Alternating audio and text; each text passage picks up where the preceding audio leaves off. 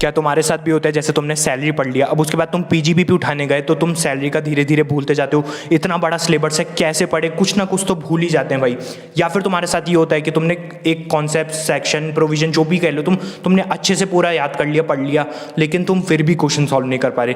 कर भी रहे हो तो कुछ ना कुछ तो गलती हो ही रही है। 74 marks in C inter taxation. इस वीडियो के अंदर मैं तुम्हारे को बताऊंगा बेस्ट टीचर्स कौन से रहेंगे टैक्सेशन के लिए। एमसीक्यूज के अंदर मैंने 18 out of 18 in direct tax and 8 out of 12 in indirect tax कैसे स्कोर करा। तीसरी चीज तो भाई लिटरली बता रहा हूँ, मजा ही आ जाएगा तुम्हारे को, रिवीजन टेक्निक्स, जिसके अंदर मैं तुम्हारे को टोटल 8 पॉइंट बताने वाला हूँ। 8 पॉइंट जिसको तुम भाई लिख लेना, जो तुम्हारे को रेलिवेंट लगे, वरना तुम वीडियो ऊपर से देख के चल जाओगे, तुम भूल और जाओगे 1-2 पॉइंट और कोई मतलब नहीं निकलेगा।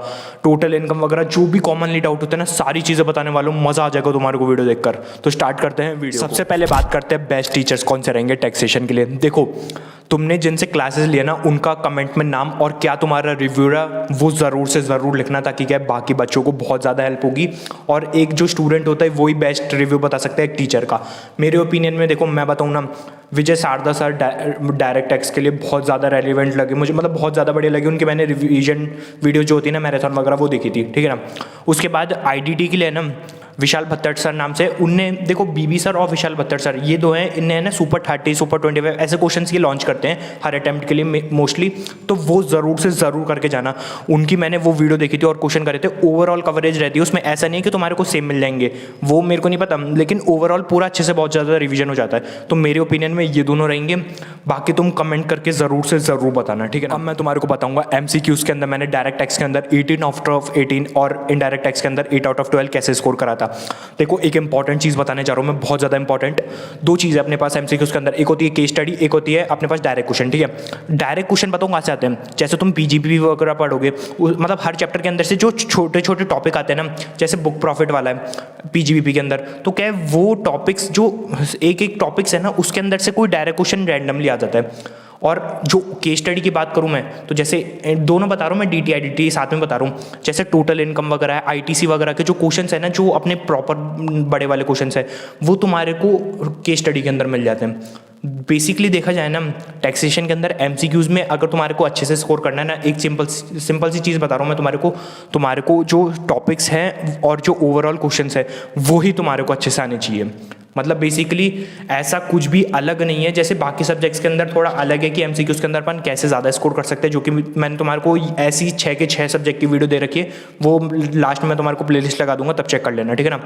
तो डायरेक्ट मतलब टैक्सेशन के अंदर है ना, तुम्हारे को कॉन्सेप्ट्स सबसे मेन चीज़ है। तुम्हारे को अगर क्वेश्चंस वगैरह अच्छे से सॉल्व करने आते होंगे तो एमसीक्यूज़ में भी तुम्हारे नंबर आ जाएंगे। अलग से तुम्हारे को एमसीक्यूज़ के लिए कुछ करने की ज़रूरत नहीं है। बस जो क्वेश्चंस की लिस्ट जो आईसीएआई अपनी साइट पे डालते हैं ना, जो भी बुकलेट आती है एमसीक्यू बुकलेट, उसके तुम क्वेश्चन सारे कर लो, बहुत सफिशिएंट रहेगा।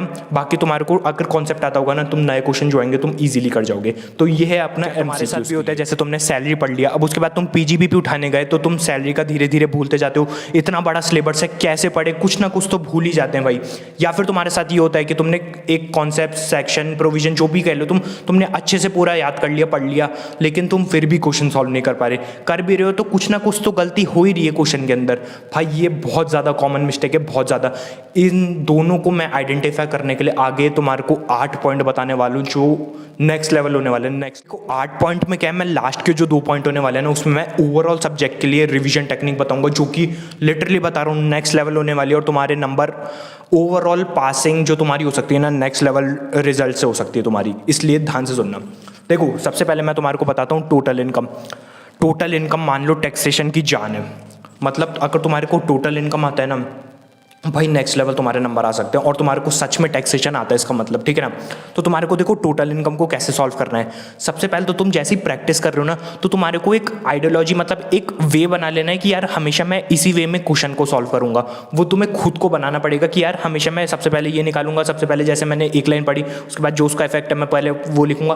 तो तुम्हारे को ही अच्छे से पूरा आइडेंटिफाई करके एक प्रॉपर प्रोसीजर बनाना पड़ेगा कि ऐसे मैं एक क्वेश्चन को सॉल्व करूंगा टोटल इनकम के। तो सबसे मेन चीज़ यही है। एडवांस अकाउंट्स के अंदर भी यही चीज़ है कि रहता है ना यार, बड़ा सारा क्वेश्चन है टोटल, मतलब एडवांस अकाउंट दोनों में चलेगा, टैक्सेशन बड़ा सारा क्वेश्चन है, कैसे सॉल्व करें। तो तुम जब पहली बार से क्वेश्चन सॉल्व कर रहे हो ना, तो तुम्हारे को एक प्रॉपर पैटर्न बना लेना है कि यार मैं ऐसे ऐसे क्वेश्चन को पूरा सॉल्व करूंगा। इससे तुम्हारे को क्वेश्चन बहुत ज़्यादा आसान लगेगा। और सबसे मेन चीज़ है, स्टार्टिंग से अभी से ही तुमने जैसे ही वीडियो देख ली, उसके बाद जो भी तुम क्वेश्चन कर रहे हो ना, उसको आइडेंटिफाई करो यार, सबसे पहले ये निकालेंगे, फिर ये निकालेंगे, फिर ये निकालेंगे, ऐसे अपन पूरे आंसर तक पहुंचेंगे। सबसे बेस्ट चीज़ रहेगी अगर तुम्हारे को टोटल इनकम के क्वेश्चन अच्छे से सॉल्व करने, या फिर तुम्हारे को जो 20-20 नंबर के चाहे एडवांस अकाउंट्स किसी भी में भी आते हो ना, सॉल्व करना है ना, ऐसे ही होंगे सॉल्व, इनफैक्ट फाइनेंशियल मैनेजमेंट में। दूसरी एक शानदार चीज़ मैं तुम्हारे को बताने वाला हूँ, जो मैं खुद भी करता था। क्या है वो? जैसे ही तुम कोई भी क्वेश्चन सॉल्व करो, टोटल इनकम के होगा, सैलरी के होगा, पीजीबीपी के होगा, कोई भी क्वेश्चन सॉल्व कर रहे हो ना तुम मॉड्यूल के, या फिर कोई भी तुम कहीं भी क्वेश्चन सॉल्व कर रहे हो, तुम्हारे को सिंपली बताऊँ क्या करना है। जो एडजस्टमेंट हार्ड है, जो तुम्हारे को नहीं आ रही, उसको तुम गोला मार्क कर लो और उसके नीचे उसका सॉल्यूशन लिख लो। अब अगली बार जैसे ही देखो, तुम्हारे को ज़रूरी नहीं कि तुम हर बार क्वेश्चन कर रहे हो, टैक्सेशन में बता रहा हूँ, हर बार तुम क्वेश्चन कर रहे हो टोटल इनकम के, इतने बड़े बड़े क्वेश्चन है, तो तुमने अभी कर लिया, अब तुम 1 महीने बाद कर रहे हो, तो वापस तुम रिटर्न में सॉल्व करो। नहीं, जो मैं बताऊँ क्या करता था, मैंने मार्क कर लेता था पहले में ही कि गोला लगा लेता यार, ये वाला पॉइंट का क्या क्या ट्रीटमेंट होगा, ये देख लेता था मैं। उसके बाद है ना, अगली बार जैसे मैं रिवीजन करने के लिए आ रहा हूँ, मैं बुक खोल के देख रहा, हाँ ये वाला, अच्छा ये वाला पॉइंट, हाँ इसका ट्रीटमेंट मेरे को याद है, ऐसे ऐसे होता है। अगर भाई एक चीज़ बता रहा हूँ, वो जो पॉइंट है ना, वो अगर सेम तुम्हारे को, देखो वो तुम पॉइंट अगर गोला लगा रहे हो तो मतलब तुम्हारे को नहीं आ रहा, मतलब वो कुछ अच्छा पॉइंट है, तुम्हारे को रिमेंबर रखना चाहिए। और वही मेरे को एग्जाम में ऐसा मिल गया था, जो पॉइंट में मैंने गोला लगा रखा था ना, सेम मेरे को वो एग्जाम में मिल गया था कि यार इसका ट्रीटमेंट तो मेरे को बहुत अच्छे से याद है, क्योंकि मैंने इसको गोला लगा के 3-4 बार जब भी रिवीजन करा है ना, मतलब रिवीजन सिंपली मतलब बुक खोल के देखा कि यार इसके क्वेश्चन अच्छा ऐसे ऐसे सॉल्व होता है, ठीक है, क्वेश्चन पहले रिटर्न में सॉल्व करा, उसके बाद बोल रहा हूँ मैं, ठीक है ना।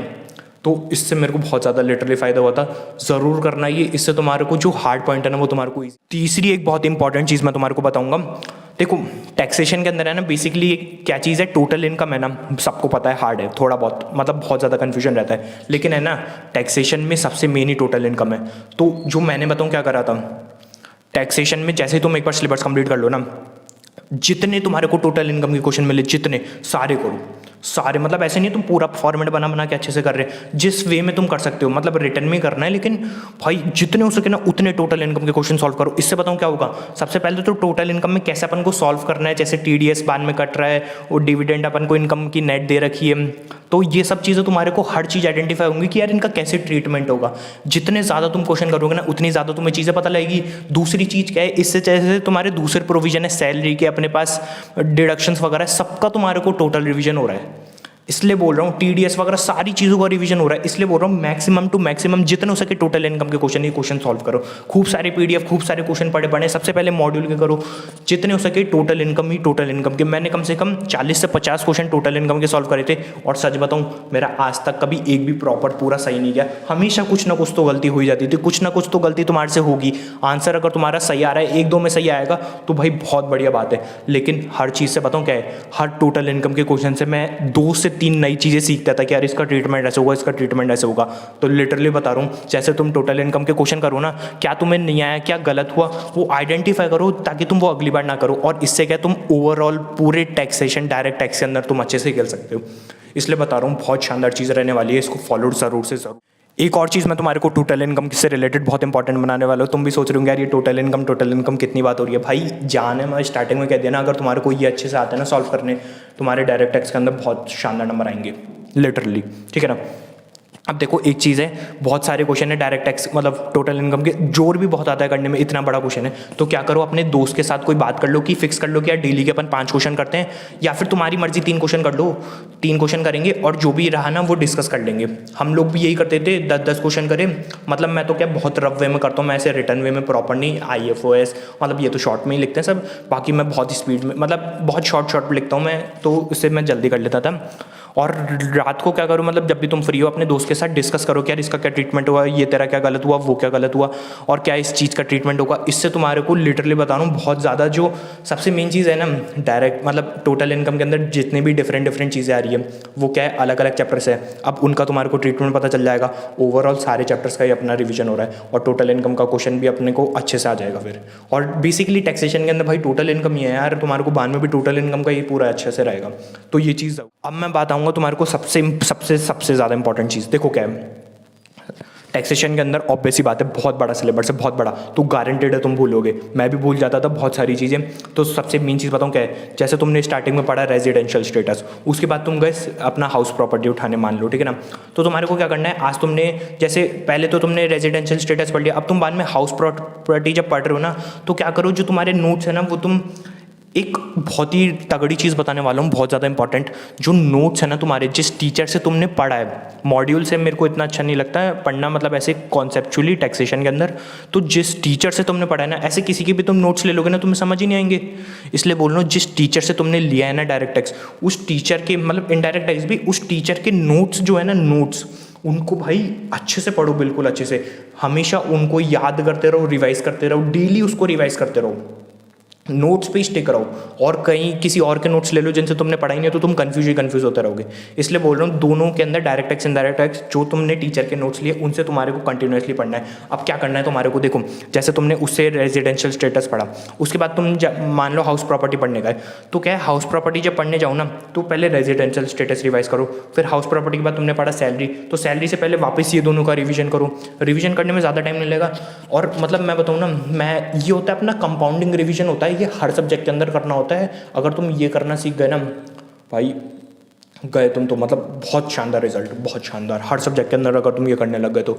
इससे क्या होगा, तुम बताओ मेरे क्या, जैसे मैं मान लो ऐसे करते करते जब मैं IFOS या फिर डिडक्शन तक पहुंच जाता था ना, तो सैलरी में मैं बार बार रीड नहीं करता था मैं, अच्छा घुमाया, ऐसे सैलरी के अंदर नॉर्मली मैं ऐसे घुमा, हाँ ये प्रोविज़न है। और कुछ तुम्हें ही पता है, जैसे वो एक सैलरी थी RFA की, उसकी सैलरी वगैरह, कुछ चीज़ें हैं जो दिक्कतें आती है, वो तुम्हारे को पहले ही मार्क कर लेनी है। मतलब जो भी चीज़ तुम्हारे को याद नहीं हो रही ना, 2-3 बार में भी, 2-3 चैप्टर तुमने पढ़ने के बाद सैलरी में कुछ अटक ही रहा है कि यार ये समझ ही नहीं, मतलब रेजिडेंशियल पढ़ा, हाउस प्रॉपर्टी पढ़ा, सैलरी पढ़ा, तो रेजिडेंशियल स्टेटस में मान लो जैसे सैलरी और PGBP में तुम्हारे को थोड़ी कन्फ्यूजन रहेगी कुछ टॉपिक्स के अंदर, तो उनको पहले ही मार्क कर लो। अब तुम ओवरऑल भी रिवाइज कर रहे हो ना, तो तुम उनको बार बार देखते रहो, भाई छप जाएगी दिमाग को, मज़ा आ जाएगा, सच बता रहा हूँ, ये करके देखना, बहुत बेनिफिट रहेगा। अब बताने जा रहा हूँ मैं इस वीडियो का, और मतलब बहुत ही कितना इंपॉर्टेंट बोल लो, बहुत इंपॉर्टेंट 2 रिवीजन टेक्निक्स बताने वाला हूँ मैं। 2 रिवीजन टेक्निक्स तुम्हारे रिजल्ट को नेक्स्ट लेवल पहुँचाने की एक पोटेंशियल है। और चाहे तुमने कितना ही कम पढ़ाओ, मैंने बहुत कम पढ़ने के बाद भी इन टेक्निक्स की वजह से पास करा है एग्ज़ाम, और वो भी एग्जामिशन में। इसलिए बोल रहा हूँ, अब जो रिवीजन टेक्निक जो 2 बता रहा हूँ ना, तुम्हारे को सुन के भी मज़ा आ जाएगा। हो सकता है तुमने पहले कभी नहीं सुनी हो, अगर सुनी होगी तो मेरे से सुनी होगी, ठीक है ना, क्योंकि ये मैंने खुद नहीं बनाई थी, तो ऐसे कोई है नहीं कि कोई और बता दे, ठीक है ना। नेक्स्ट लेवल चीज़ होने वाली है ये, और करना ज़रूर, तुम्हारे को लिटरली बता रहा हूँ भाई, जो रिजल्ट मिलेंगे ना, तुम्हारे को सुन के ही मज़ा आ जाएगा। सुन के तुम वीडियो को लाइक करके जाओगे, चैनल को सब्सक्राइब करके जाओगे, ठीक है ना।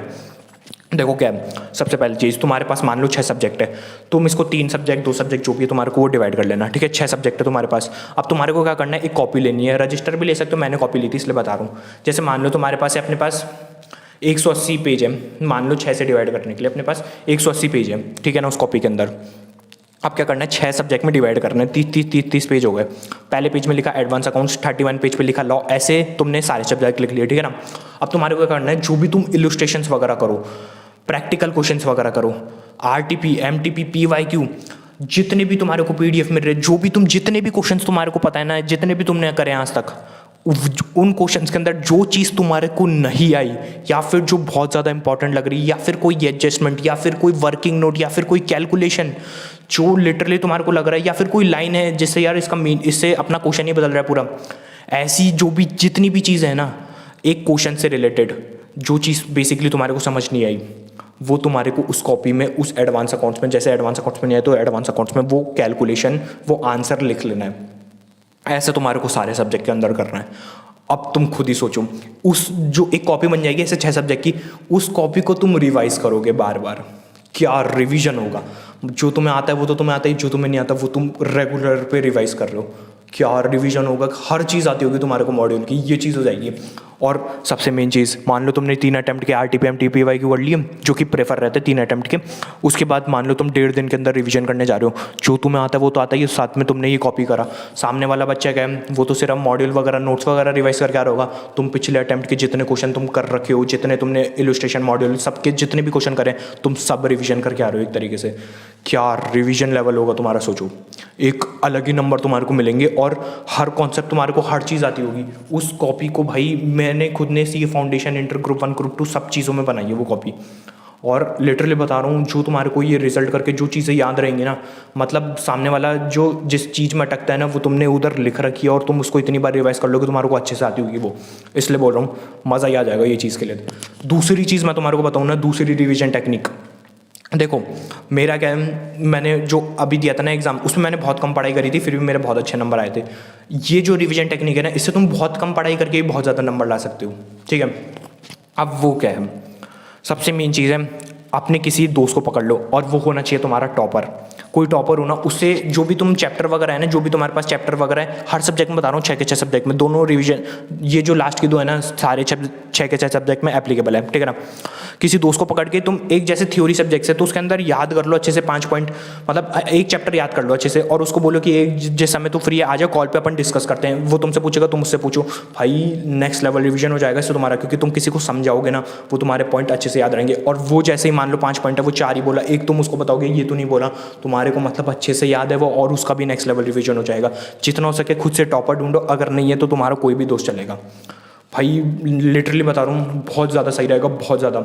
इससे तुम्हारा एक नेक्स्ट लेवल प्रिपरेशन हो जाएगी, और नेक्स्ट लेवल तुम्हारे को याद हो जाएगा, हर चीज़ याद हो जाएगी, taxation, law, audit, strategic management. भाई जो लेवल की तुम्हारे को याद हो जाएगी ना सारी चीज़ें, मज़ा याद आएगा तुम्हारे को। टैक्सेशन के अंदर इतने सारे नोट्स है, अगर तुम खुद से याद करने चलेगा ना, भूलते ही रहोगे। अब मैं क्या, मान लो मैं कुछ भी पढ़ रहा, लेकिन किसी जैसे मेरा पढ़ने का मन नहीं कर रहा ना, मैं किसी दोस्त को फ़ोन करके, हाँ चल ये डिस्कस, ये बता ये बता ये बता, वो भी मेरे से पूछने लग जाता। मैं बोला भाई पूछ भी तू, ऐसे जो रिवीजन हो जाता था ना, सारे याद हो जाते थे। जैसे जो भी तुम्हारे को लग रहा है ना यार ये हार्ड पॉइंट है, उससे पूछ लिया, हाँ चल भाई ये बता तेरे को आता नहीं आता, तो इससे भाई लिटरली बता रहा हूँ तुम्हारे को मज़ा आ जाएगा।